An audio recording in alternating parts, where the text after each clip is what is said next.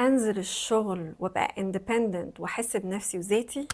تعبت من الشغل وسنينه، حاسه بالذنب، عايزه اقعد اركز مع البيت والولاد. اروح فين واجي منين؟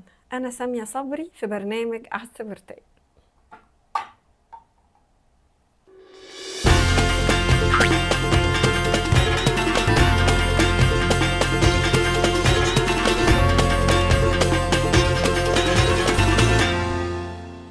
في العصور القديمه كان دور الست بينحصر في البيت مع الولاد، واحيانا كان ممكن الست تنزل تساعد جوزها في شغله. ما كانش لسه دور الست بارز. جينا عند العصور الوسطى، الستات بدأت تظهر وتشارك في مجالات مختلفة، وبدأ يظهر دورها في السياسة.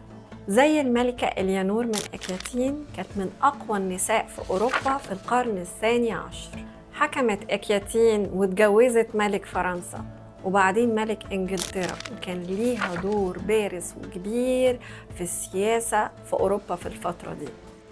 شكلها كانت ست مسيطرة. وفي مصر كان عندنا شجرة الدر، واحدة من أشهر الستات في التاريخ المصري. حكمت مصر لفترة قليلة بعد وفاة زوجها السلطان أيوب في القرن الثالث عشر، وكانت العقل المدبر ورا نجاح المصريين لهزيمة الحملة الصليبية السبعة بقيادة لويس التاسع. وكان عندنا في مصر ست الملك، أخت الخليفة الفاطمي الحاكم بأمر الله، لعبت دور كبير في السياسة خلال حكم الفاطميين، وقالوا إنها كانت بتدير شؤون البلاد بعد موت أخوها من وراء الكواليس. ومع الثورة الصناعية في القرن ال18 وال19 بدأوا الستات يدخلوا سوق العمل بالذات في المصانع. كانت العائلات حالتهم الاقتصادية صعبة جدا علشان معظم الرجالة كانت بتحارب، وده اللي خلى الستات تنزل تشتغل علشان تعرف تعيش هي وولادها. وفي القرن العشرين والواحد والعشرين فضل دور الست يزيد تدريجي في كل المجالات، الأدب والسياسة والفن والطب والهندسة، وبرضه ترجع تاخد بالها من البيت والولاد وتطبخ وتدرس، وبقينا في ساقية ما بين الشغل والبيت. والسؤال المهم، أيهما أفضل، البيت ولا الشغل؟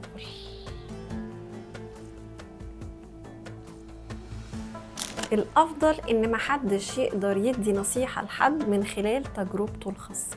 كل واحدة ليها ظروفها، في ناس تقدر تقعد في البيت وفي ناس ما ينفعش. في ستات مسؤولة عن البيت كله، ممكن يكون جوزها متوفي أو مطلقة، وفي ستات بتنزل تشتغل باختيارها علشان صحتها النفسية ما تقدرش تقعد في البيت. وفي ستات بتفضل تقعد في البيت تخلي بالها من البيت وولادها، ودورها ما يقلش أبداً عن الست اللي بتنزل تشتغل.